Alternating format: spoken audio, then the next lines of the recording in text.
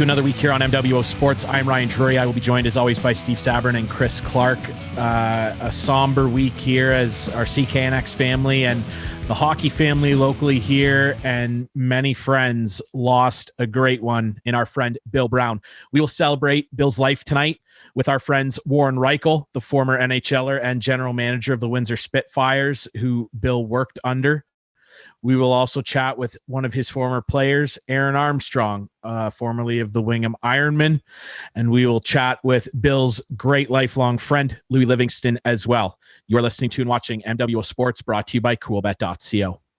This is MWO Sports.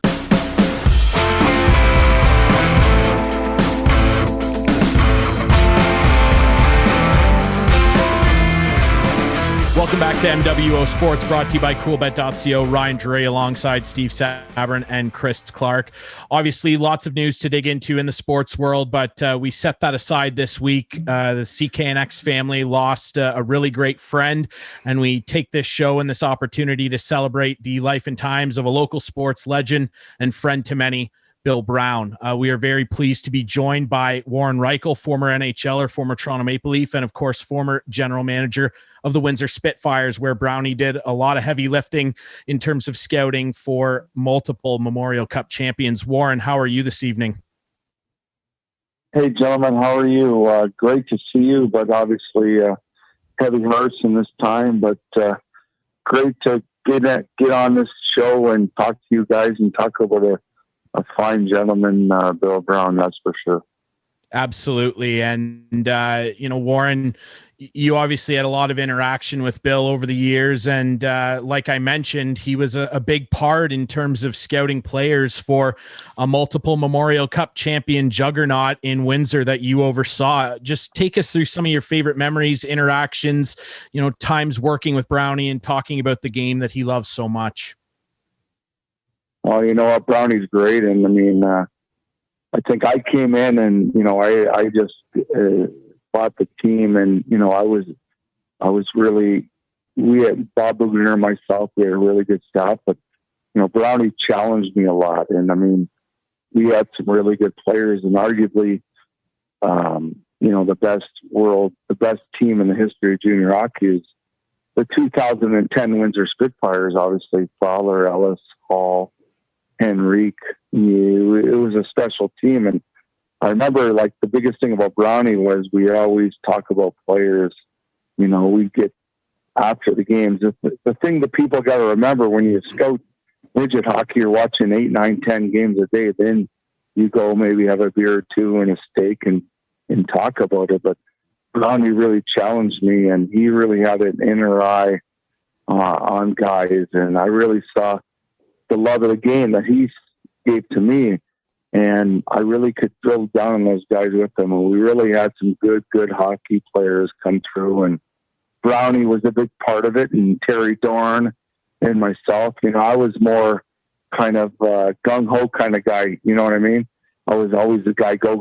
And Brownie, and that was his personality too. But Brownie and Terry Dorn, we always got to get the right guy. And Bill Brown was the best. Every time, I saw him, whether it be a restaurant at breakfast, having a coffee, or at our fourth game a day, he was a special guy, and it really rubbed off on everybody, that's for sure.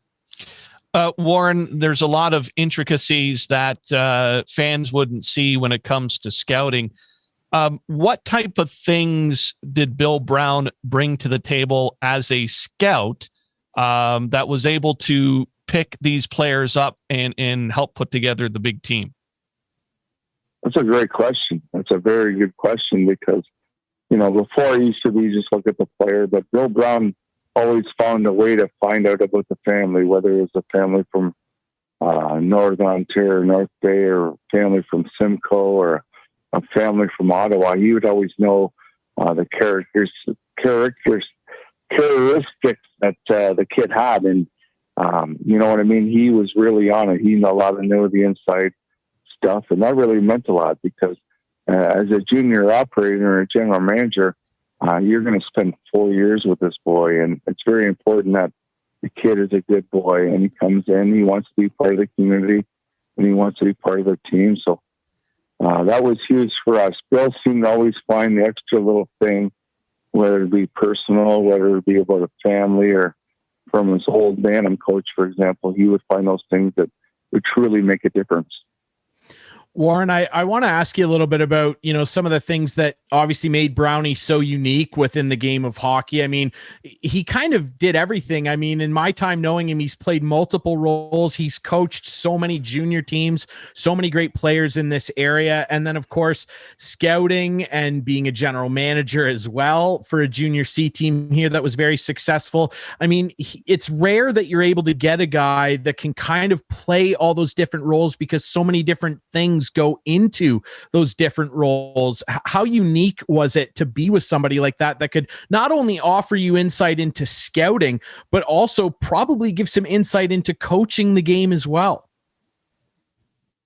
100%. He could, think about Brownie. He had all those hats. He wore different hats, as you just mentioned. And I think when he looked at a player, he could see where the kid was coming from, whether he was struggling, he was a young kid, or had pressure from the coach. Brownie really saw all the different, he saw the good and the bad in players and what needed to be done. He gave me a lot of advice during those times. And, he could really understand what a kid was going through. And as a player, it's really different. As a scout, as a coach, it's two different things. So if you scout a kid, you think the player's really, really good. The coach might not like it, but he kind of brought that together. And for Bob Bugner and myself, he was a pretty good guy that would actually be right in the middle of that. And he brings things up in meetings. And that's one thing I always did when we were, one of the best clubs in the history of junior hockey. I always got Brownie in the meetings, and we talked, we had fun, and, Brownie could stay up all night and definitely talk about hockey. But Brownie himself had so many things that I think the big thing to take away is that he really challenged everyone on our staff, and it made it real, real good for sure. Warren, looking at some of the players that Bill was able to bring in, and we're kind of concentrating on the hockey capability of Bill Brown, and which was only just part of him as a person. But if you were to pick one player that Brownie scouted, what would you say was, the best pick of the crop? Oh, geez. I think it's a tie. I don't know. I mean, because I used to bring Brownie across from Detroit too. I used to. So as a lot of people know, there's area scouts. People do their areas. So I used to bring Brownie into Detroit and watch the midgets in Detroit too. I never always wanted my scouts to have one specific area. I want to see all the players so we can argue about them. But oh geez, I don't know, Brownie. I would say probably Ryan Ellis would come to mind for sure. And he was 20 teams in the OHL passed on him, which is crazy. Which is crazy. Probably him and Adam Henry too. So those two guys were great second round picks in the OHL, but so many more guys, though I can't mention one guy, but he had a lot of influence on guys in the later rounds too. But I would say probably those two guys for sure. Henrique and Ellis for sure. Warren, both great NHLers, by the way, as we all know. For sure. Warren, as a scout, you obviously have to be convincing and you have to really get your message across. What was his style? Well, how did Bill get that message across and convince you guys that he saw good things in players? Geez, you're asking good questions. So for me, I'm a different guy, and everyone knows that, but he had to get my attention one way or the other. He talked about player number 9, yeah, whatever. But I will tell you, he'd go, no, you better watch.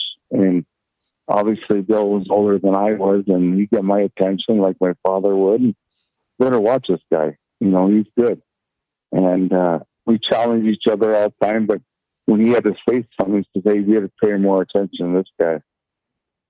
And meaning that he could tell that I necessarily didn't feel he was as good as player as he did. So we had a lot of good times and a lot of confrontations, but it's real good though. We really do well, and those teams are special.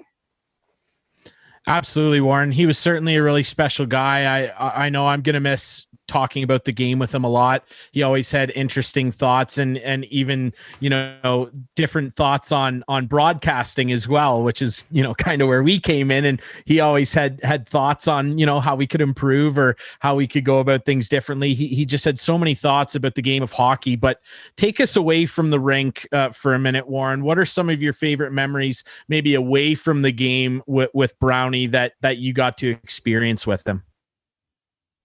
I know Brownie loved coming to Windsor, and one thing I learned from Cliff Fletcher, obviously all you guys know, Cliff Fletcher was the greatest, one of the greatest GMs of all time, and he taught me in Toronto when I worked for Phoenix. He was my GM in Toronto when I was a player. When he was my boss in Phoenix when I started there, and he always said, you got to take care of the scouts, and the most important thing, these guys run ragged hours. They look for players. They're for your benefit. And Brownie always loved coming to Windsor, and we used to go to an Italian restaurant. And Brownie just let it fly. And like many guys, we had some great guys. We had Brian Tico. We had Rob Smith. Great guys, Bob and myself. We just let it fly at the local restaurant and really hacked things out. And that was the big thing. And, Brownie worked hard and played hard, and I totally respect his opinion on everything. And boy, we had some good times. And even at Toronto Airport Marriott, as everyone knows, all the minor midget tournaments were at the airport in Toronto. And we had some good times there at the keg and just having a nice glass of wine and talking about hockey. And that was the best. Just my best memory, obviously, just spending time with him was special. And he was a great guy. And I'm very, very glad I could call him my friend. I certainly think you speak for all of us there, Warren. Warren Rychel, longtime NHLer, former general manager of the multiple Memorial Cup winning Windsor Spitfires, who Brownie, of course, scouted for, also scouted for the Ottawa 67s in the OHL as well. Warren, we really appreciate you doing this. Thank you so much. Guys, can't say enough for having me on. I want to say that Bill was a special person, and obviously two beautiful daughters and many friends here that we're going to all remember. And hope everyone's safe during this lousy time, and we get past this and we move on. But thanks for having me on, guys. Hockey's a special place in my heart, and Bill Brown's a special place, and wish you guys all the best. A sincere best wishes to you guys. Absolutely. Thank you very much, Warren. Right back at you. All right, we'll take a quick commercial break, and we will come back and continue to celebrate the life and times of our friend Bill Brown with one of his former players with the very successful Wingham Ironmen franchise. Aaron Armstrong will join us next here on MWO Sports, brought to you by coolbet.co. This is MWO Sports.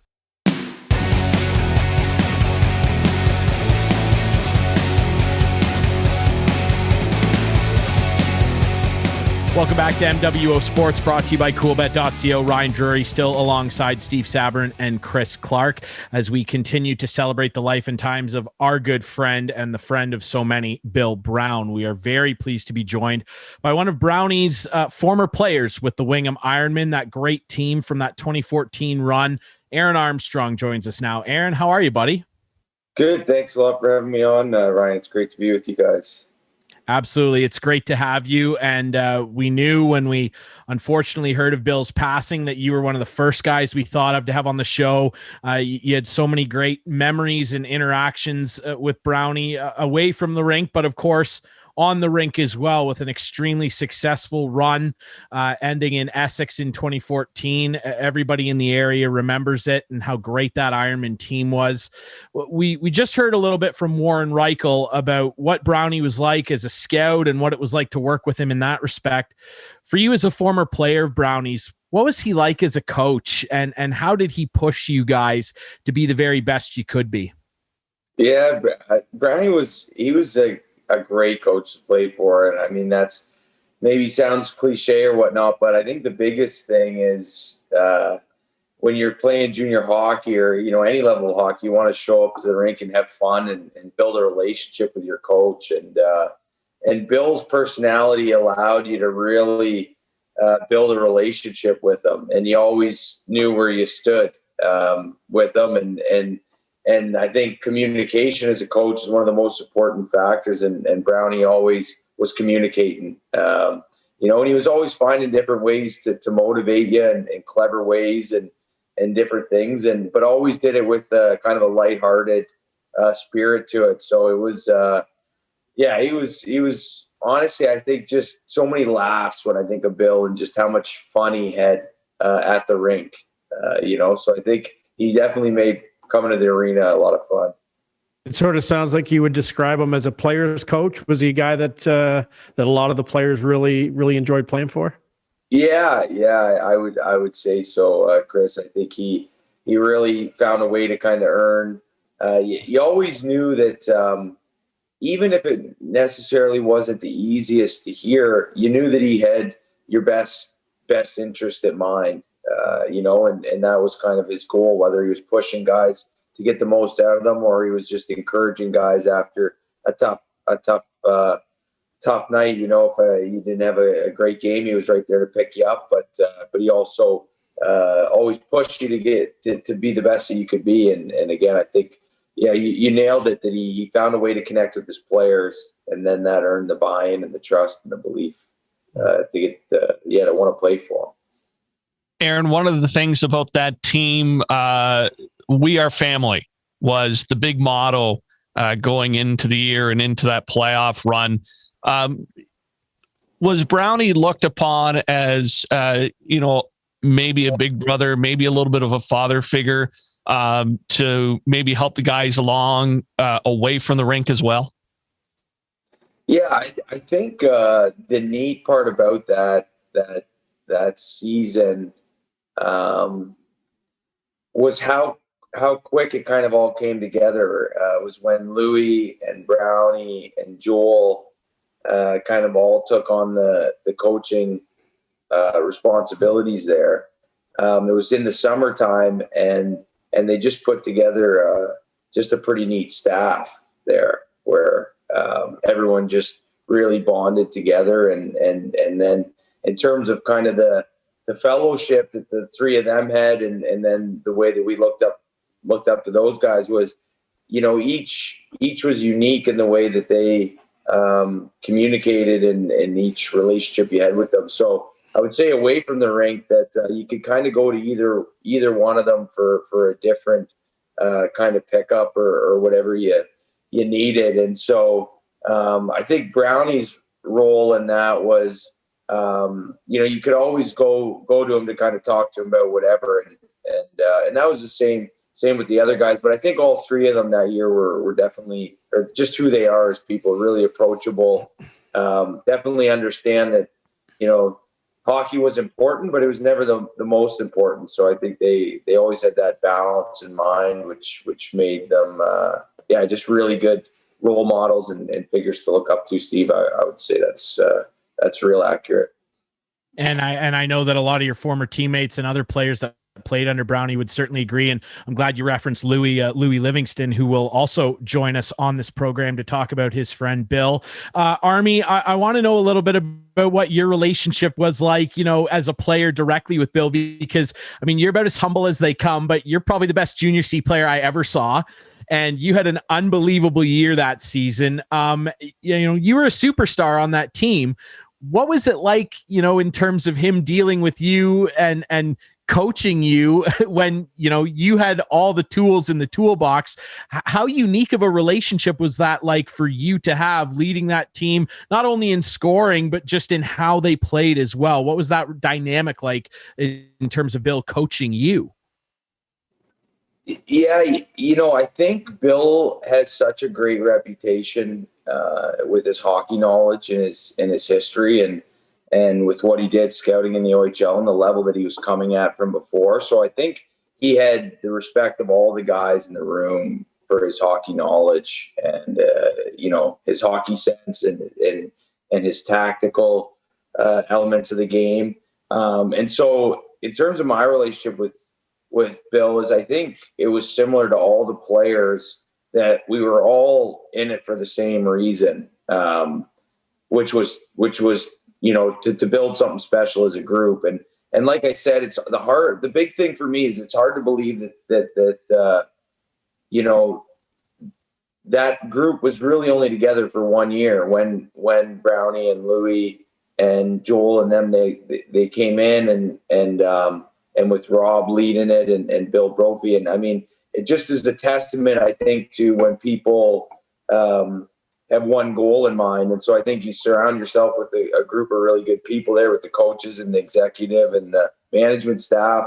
And then you have some really, awesome players there, like, with Brett Brophy, who was just a huge leader on that team. And so I think, to your question about how was it with Bill, I think the biggest thing was everyone was kind of pulling the rope in the same direction, and it was everyone wanted to win. And so I think, we still joke and laugh today with some of the guys that either were, played a lot or a little, we still kind of, valued and had that same relationship with everyone. So, yeah, I guess in summary, to answer about playing for Bill, was Bill expected, everyone's best. So, it didn't matter how much you played or if you didn't play as much as others, he always expected your best. Again, putting the team first and foremost. So, Aaron, when you heard the news this week, what are some of the memories that rushed back into your head about Bill, maybe even off the ice or on the ice, or what are some of the memories? Yeah, I think the first year that I met Bill Brown was the year that was that 2014 year. And so actually a lot of the memories I have with Bill was the foundation of our friendship, but that was just the beginning point. I think of how loyal Bill was to his players and to his friends. And, he really was such a strong support and definitely encouraged me a lot. And so I'm really thankful for Bill and in that sense. And I think some of the memories that come to mind was some times that we were able to share with him on the golf course, and then obviously with his battle here, and I share that as a fond memory of Bill, because he kind of approached his battle with cancer like he approached, every day. He was going to make the most of it, and he was going to meet as many people could throughout it and really have an impact. And so, yeah, I think for Bill and I, we were really able to share a common faith in his later years, and that was definitely special. Something that I'll always remember with Bill for sure. Aaron, you mentioned Bill, really backing players, and for you, that's special because you went on to play with Ryerson, and I know around the office when Bill was in the office, he came up to visit me in the newsroom and said, "Hey, Aaron's playing this weekend. You got to make sure you're covering that." But that's the thing is if he saw something, he would pursue it until it happened. Yeah, no, you're exactly right, Steve. He was, and that's one of the, I think, just the most admirable traits with Bill was just how he would put his neck out on the line for you. You knew, he was always in your corner. And it didn't mean he would go out of his way, to do whatever he could to help you. And that's who Bill was. And I have many stories of how Bill, would call or text or even, practical examples of, when he would make calls and different things to really do whatever he could for all his players. And that wasn't just with players in say the hockey world. I remember times of job references and different things in those elements that he was happy to help you out in whatever circle of life that he could. And and Bill also had an ability to have fun. I remember when I was coaching in Teeswater, he'd always be asking, or call me if you need any help with the power play, the penalty kill, whatever. And what ended up happening was Bill and I ended up having a lot of fun just chatting about players, and I would introduce him to some of our guys at Teeswater, and he ended up just becoming and fitting right in even with those group of guys just because of the personality that he was. So he was just a real glue guy. Bill was. He certainly was. And I mean, one thing that was evident when you talked with Bill, especially about hockey, or like you mentioned, golf, his other great passion for sure, was just how passionate he was and how much he cared about people beyond the rink. And that's what makes those type of coaches and people in the game like yourself, Army, so special. And I know now, you're doing scouting work like Bill did in the OHL for the Owen Sound Attack. I'm sure that you probably picked his brain a little bit on some of the things that he did as a scout, something he was extremely successful at outside of, the coaching realm. What were some things that you maybe went to him for in terms of scouting at that level, something that he did extremely well? Yeah, Ryan, it's funny you mentioned that, because that's exactly actually my first year when I earned a scouting opportunity there with Owen Sound. I sat down with Bill in his kitchen and we just chatted, and I just asked him for his advice from years scouting in the OHL. And you know what? And he said, Aaron, you're there to give an opinion, and on a player. And he said, and he shared examples of when he maybe shared his opinion and it wasn't the common opinion or the consensus in the room, but he said, you got to stand up for what you believe in. And so I always took that from Bill was, it's if you believe passionately about a player or about what you see, you really got to trust yourself and kind of move forward with that. And so, yeah, I remember that fondly. And he actually shared some stories from his experience working with Warren and the relationship they had and in Windsor there, and what the ultimate kind of epitome in junior hockey there of winning the Memorial Cup. So that was, he was very proud of those.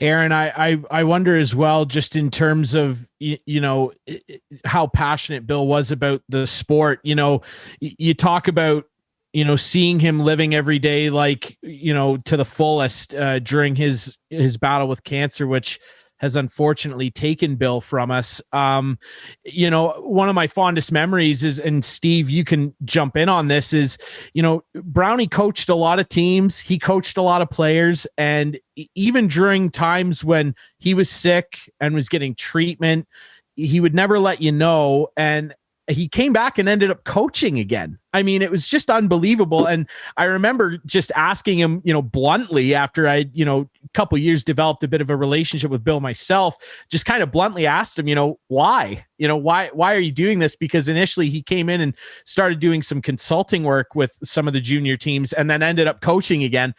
Yeah. And he just kind of plainly said, it's what I do. This is what I know. And this is where I want to be. He just loved the rink, and Aaron and Steve as well. You'll remember that, very well as well. Just all of us going, this guy he just can't stay away. He loves it too much. Yeah. No, Ryan. And, the neat part about Bill and his battle was there that, he was able to really enjoy some good years there as he fought it. And like you said, it's remarkable that he got back out on the golf course and he got back behind the bench and coached. And I think it's a testament to, how many people were willing to have him join their organization was remarkable. And that's because of the relationships that he built within junior hockey. So, and I know you're going to hear from Louis later on tonight, but reminiscing with Louis and just all the conversations that Bill had and was always chatting about strategizing, and he just really truly loved the game. But I think if you were to ask Bill deep down, and I was able to developed this relationship with him was I really think that he loved going to the arena because of the people that was there. Even when Bill was in the hospital or on the golf court, wherever he was, Bill loved people he could build a relationship with. It didn't matter who it was, whoever he came in contact with, and find something that they had in common, and then they would, end up drawing a connection there. And so I think, when you talk about Bill and his love for hockey, and I'd say you're right on there, Ryan. And it was special. Army, I know, you mentioned how much he loved people, and Steve, he was such a big part of our CKNX family in terms of doing sales, and, people all over this area know Bill in that respect. And, right. But it ties into hockey as well, because Steve, I know you were sharing this with me recently, and, everyone I'm sure in the area familiar with our Cherry Bus Lions OHA hockey broadcasts. Aaron Armstrong was, of course, a very big fixture on those for a number of years, especially the year you broke the scoring record. Steve, I remember you telling me just recently, when that broadcasting of hockey games at CKNX was first getting off the ground and all the way through up until now, Bill was such a huge part of that, right, Steve? Yeah, it all started in 2004 when Listowel made their way to the Cherry Cup final. And at that time, there was a decision to kind of put a crew together and go ahead. And, the radio station runs on advertising, and Bill was in sales. And Bill was very, very energetic about getting local junior hockey on the radio. Now, pre my time, they had done a Wingham Ironmen run just the year before as well.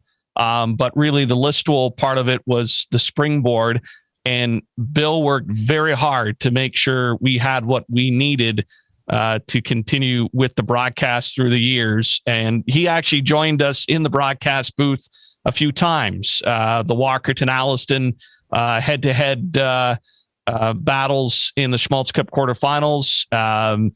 And of course, we saw him, as you mentioned, Brian, on the bench many times. He coached in Kincardine. He coached in Walkerton, Wingham. He helped out a lot of other teams, even did some spring hockey throughout his tenure through the hockey world. So he showed a passion, but Aaron's right. The people made his day when he could go to the rink, see the smiles, and see the success of people when they came off the ice. Yeah, I completely agree. And, one thing that always struck me about Bill, dealing with him when he was coaching, was if you asked him some questions, just about a certain play or a particular player, even after the end of a game, Bill would never say anything negative about any of the players, even if it was, a mistake on the ice, anything like that. He refused to bring it up in post-game pressers.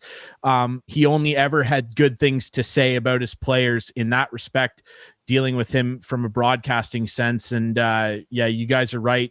So many great memories. And one of my favorite memories of Bill is, celebrating the end of one of our recent OHA junior hockey broadcasting seasons. And, all of us got together, the crew of us at Krabby's here in Listowel, and we were having a good time, and Bill was able to make it over and stop by despite being, pretty tired from treatment and everything.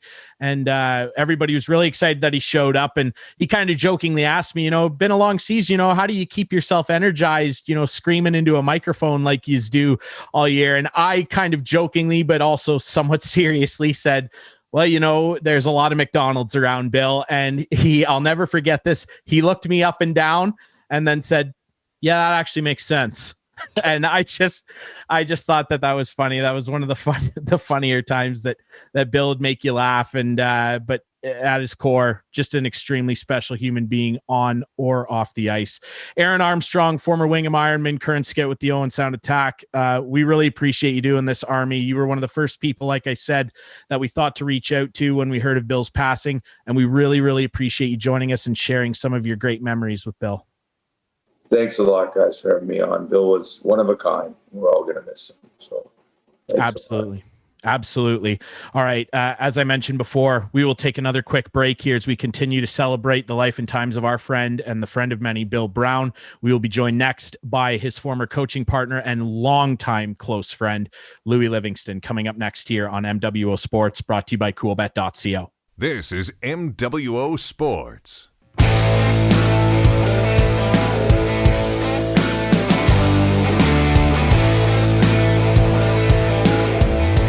Welcome back to MWO Sports, brought to you by coolbet.co. Ryan Drury still alongside Steve Sabern and Chris Clark as we continue to celebrate the life of our friend Bill Brown. And we are joined by one of Bill's closest friends, former coaching partner, golf compatriot, Louis Livingston joins us now. Louis, how are you?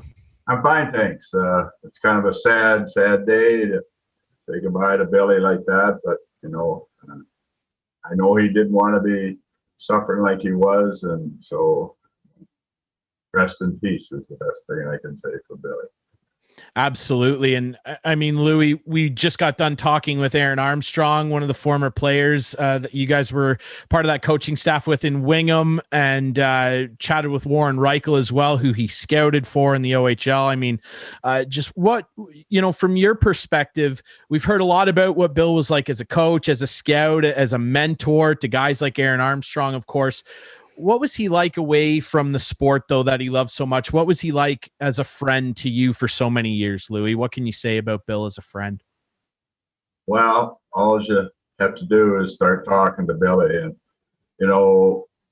we would have lots of social time after a hockey game. And, you walk into a bar and, the guy would be sitting next to him and out comes the hand and he shakes his hand and they say, "What's your name?" And the guy, he'd introduce himself, and my name's Bill Brown. And the conversation would just start from there. And if he was from Wingham or Owen Sound, it was golden, because he'd say, "Do you play hockey?" or "What's your dad's name?"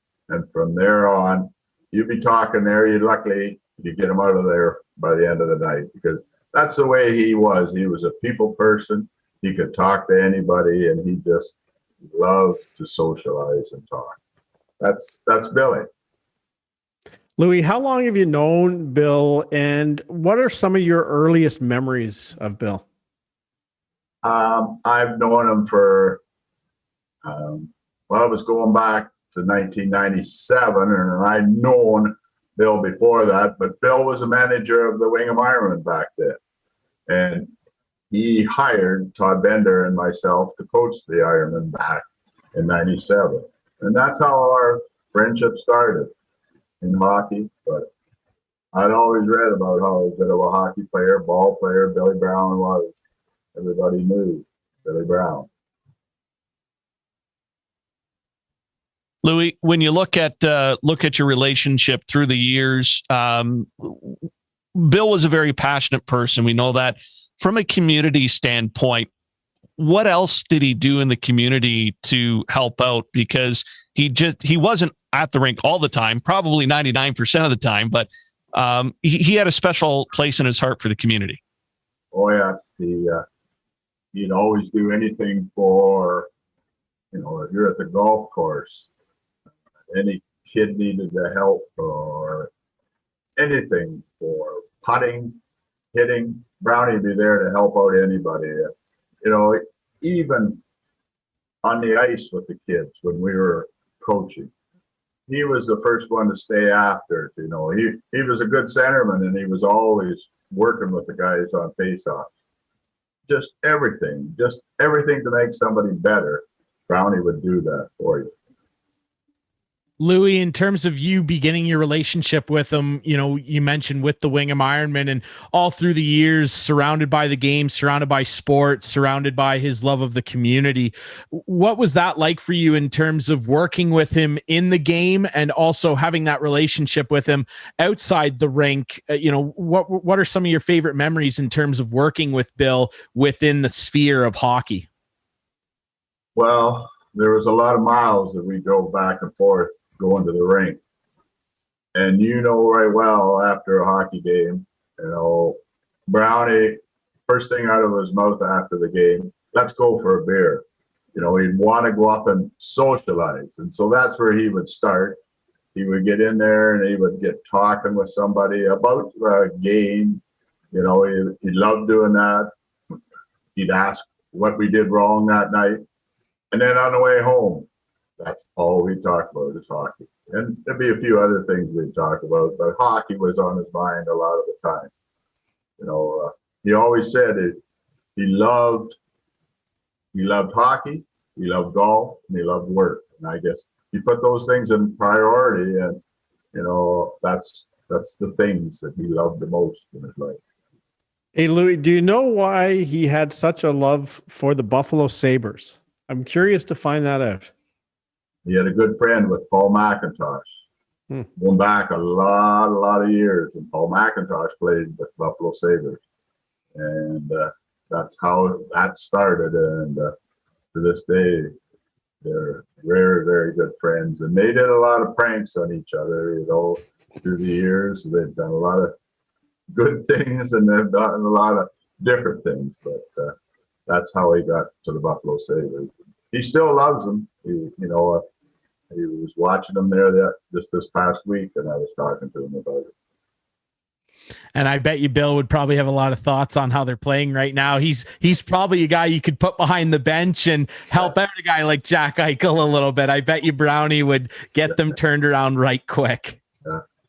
I remember years ago when CKNX started doing the Ironman games back in 2003, and Brownie was doing the play-by-play for them, and it started down in Dresden when we were playing, and then we went on to Grimsby, and he was a colorful commentator doing hockey games. And I remember the one time, I think it was one of our good hockey players was coming down on one of their defensemen. He said he went around him like a hoop around a barrel, and just to commentate, the adjectives that he would have all the time. He was colorful. That's what he was, and if he wasn't coaching or playing, that was the next best thing, and he loved that too. Louis, when you look at moving forward in a friendship, what were, I guess, some of the attributes for you that you will miss as Bill passed on? Well, just having somebody to talk to all the time. I remember one of the games in Penetang. We'd won in Wingham, and it was a good series, and things were going good. And so on our drive home, he says, we got to change the lineup. I says, why would you change the lineup tonight, for the next game? And he says, we got to get a checker on the first line because we got to do something different in Penetang. And we just got it. We can do it. So, of course, we put Justin Jacklin up on the top line. I think he scored the winning goal that night, But that's just the way he was. And he was thinking all the time, we got to do something different. We got to outsmart them, and that's the way he was. Certainly was. And Louis, he had a great intuition for the game, but like we've heard from Warren Rychel, Aaron Armstrong, and now yourself, the biggest thing about Brownie that I think that we'll all miss is that he had a great feel for people. He could just make a connection with somebody effortlessly, and I think that's something that we're all really going to miss. Louis, we really appreciate you joining us here tonight to share some fond memories of your friend and ours, Bill Brown. I have one little good story. When we did put out Walkerton in the final the one year, Brownie was just getting so excited on the bench, and finally the seconds were ticking down, and he comes down off that bench at the end of the game, and he slipped with his nice leather shoes, and he slipped on the water on the bottom of the bench. Down he goes, and he's in a lot of pain, and he could hardly get out to celebrate, but he still celebrated with us as long as he could that night.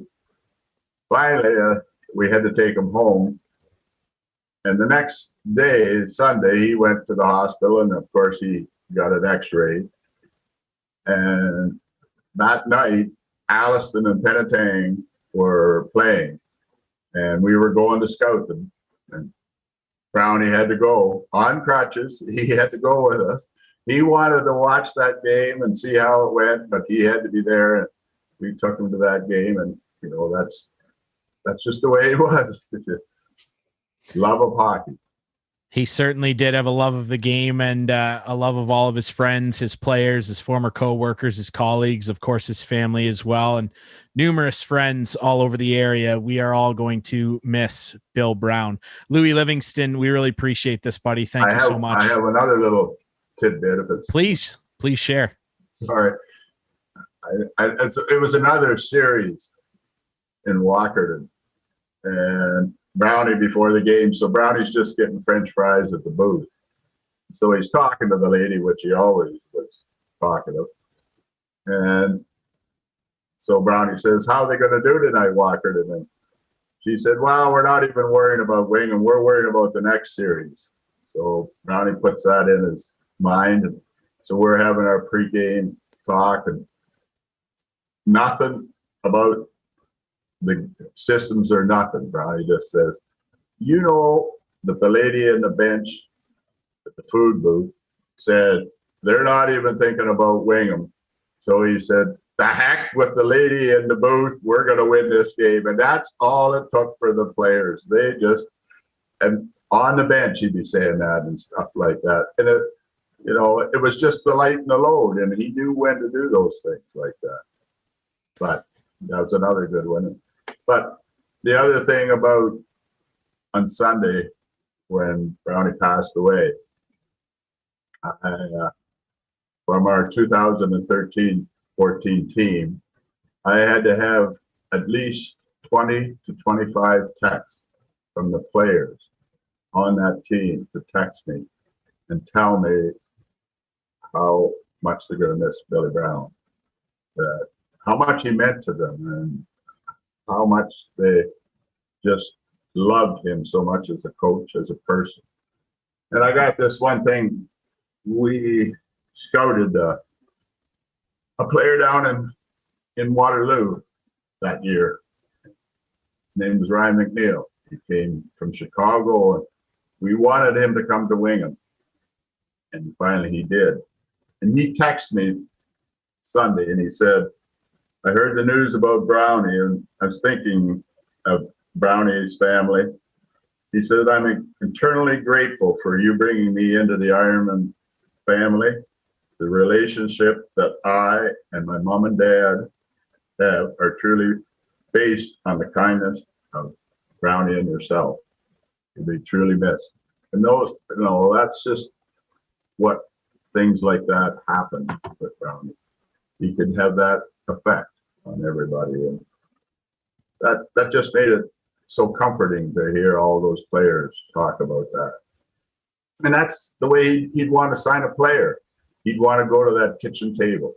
He'd want to go to the house with the parents and the kid, want to talk to him, sit at the kitchen table, get to know the kid and see what kind of a person he was. You're absolutely right, Louis, and the outpouring of support's been unbelievable. I think we can't say it any better than that, really. With Brownie, I think it was always personal in the best way, and I think that says it all. Louis, we really appreciate this, my friend. Thank you. I hope I didn't bore you with anything too bad, or everything was all right. Absolutely not. It was fantastic. All right. We will take one last quick break here on the show. Before we hit the commercial break, though, Steve Sabrin has put something together where we will look back on the life and times and some of our fond memories of our friend and the friend of many, Bill Brown.